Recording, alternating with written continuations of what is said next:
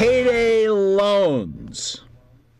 Is the payday loan industry an extension of what we used to call the mob of organized crime? Is it simply the modern invention of that or reinvention of that? Have we simply decriminalized what the mafia did from the late 1880s until 1990 when payday loans were decriminalized during the George Herbert Walker Bush administration? Or do they serve an important and useful service, particularly in minority neighborhoods where, for example, in California, they are 800% more likely to appear than in white or middle-class neighborhoods?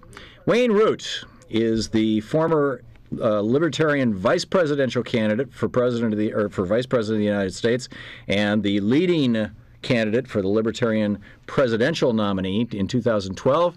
He is the author of 7 books, including his latest, The Conscience of a Libertarian, Empowering the Citizen Revolution with God, Guns, Gambling, and Tax Cuts. And Root4, the digit 4, America.com is his website. Wayne, welcome back to our show.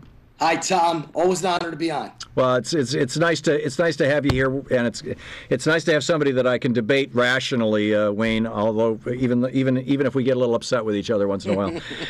Let me just lay out some. Well, first of all, tell me your defense of this industry. Why do you think that an industry that is essentially exploitative and does what the mafia used to do should be allowed to exist in the United States?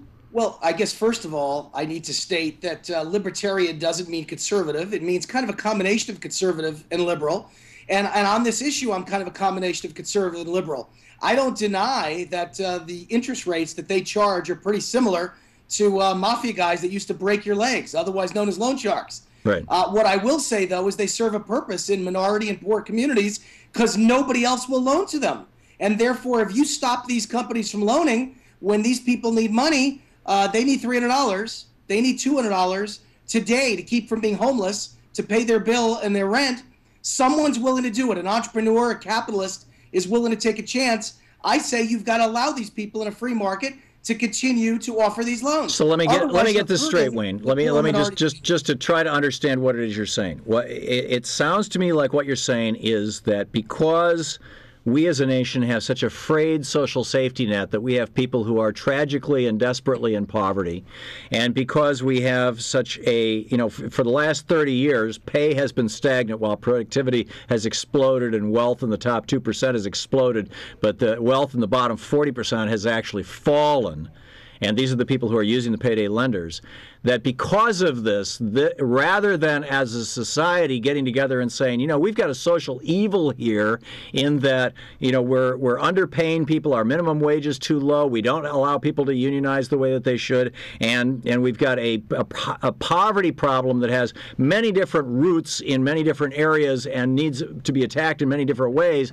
But we're going to ignore all that, and in fact, we're going to treat that like a business opportunity so that some rich white guy can make a pile of money off the poor people in these neighborhoods. Is that what you're saying? Was there a question in there?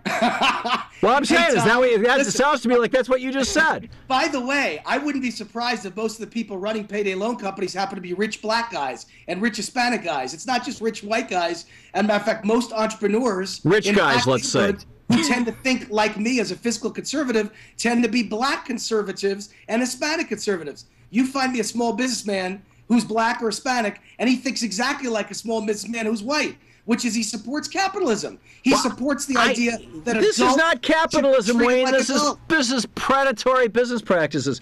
76% of all of the economic activity in the payday loan industry is churn. In other words, it's people being unable to make the payment on the original loan that they took out, so they get hit with additional fees. I understand, but here's that is so wrong. What we should be doing is we should be saying to banks, you have to make small loans to people.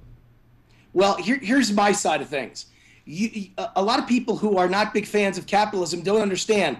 The only way that you're going to get a bank or a payday loan company to make a loan to someone who has very little capital and no assets or very few assets is if they're going to take a risk like that, you got to give them a reward. And that's how the free market system works. Nobody's Wayne, there's no make free this market loan in the United unless States. you allow Both them to banks take big and time lending portion of companies, risk. both the banks and the lending companies exist at the pleasure of the government. They're both incorporated. They're both free of liability. They both have all kinds of tax Well, benefits. that's a problem I would agree with you on, too, by the way.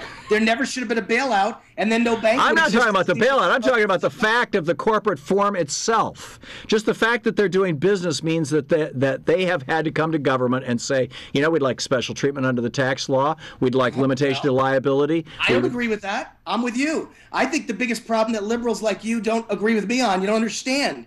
The minute you let government take control, they're going to create a biased system that depends on the contributions from corporations to carve out rules that are helpful to those very corporations. And here's the and to some extent you're right, Wayne. Not that I don't get it, but I'll take your point. But let me toss back this point that I think that you're missing, okay, which is that there is a public interest, that we are a community here in the United States, and that when we say we're going to allow somebody to engage in any practice, whatever that practice may be, we're going to encourage them to engage in that practice. Let them make money engaging in that practice. We get to set the rules. And we set the rules for how banks operate. We set the rules for how payday loan companies operate. We set the rules for how talk shows operate. Well, I'll tell you what. If you set the rules, there's always an equal and opposite reaction. There's always unintended consequences.